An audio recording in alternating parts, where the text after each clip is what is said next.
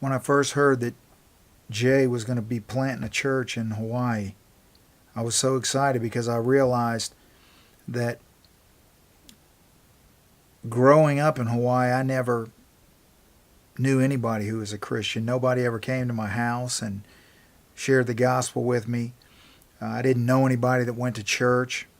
I lived on the Big Island where Jay's going to be planting a church. I uh, graduated from high school on the Big Island. It wasn't until I left Hawaii and transferred to the Bible Belt while I was in college that I began to meet people who went to church and people who were Christians and people who talk about Jesus. And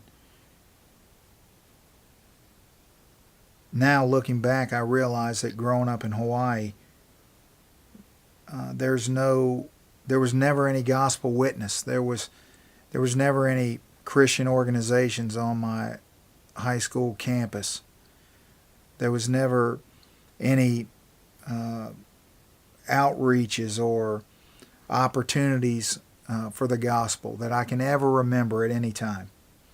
My family growing up was atheist, and everybody I knew was atheist. I didn't know anybody who believed in the God of the Bible.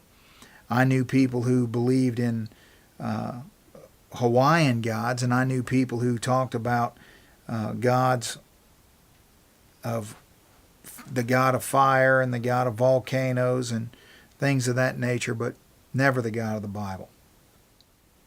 As I look back on my childhood, I realized that living in a place so beautiful is a blessing, but also realizing how dark the place is spiritually is such a terrible burden.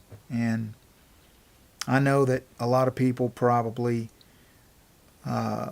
find it hard to think of packing up your family and moving to Hawaii as a sacrifice, but there's a great need in Hawaii, and I'm very thankful and grateful for Jay and for April. And I hope that many people get behind their effort to plant gospel seeds there, to go there, to meet people, to invest their lives in the lives of those who don't know Jesus. And who knows what God might do, but my hope and prayer is that we'll be able to band together as Southern Baptists and